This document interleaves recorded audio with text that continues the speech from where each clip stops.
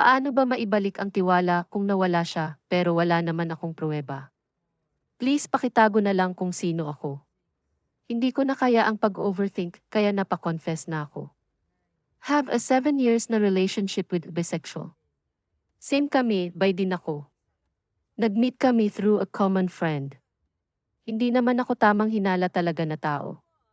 Nag-iisip lang ako pag may nakita akong obvious or pag may sinabi ka sa akin na mapapaisip ako.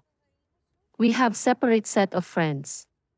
Minsan napaghahalo namin pag okasyon pero most of the time, may lakad siya, may lakad ako.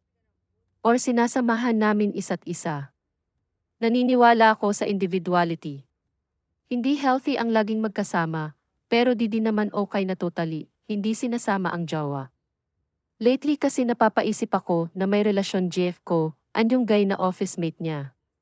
Let me know kung inuurat lang ako ng isip ko, eto yung mga signs. Pagkasama ako sa inuman niya with her friends, laging pupwesto yung guy sa tapat ng GF ko. Madaming beses ko nakikita nakatitig din yung guy, tapos bigla tatawa GF ko. Pagtatanungin ko, may naalala lang daw.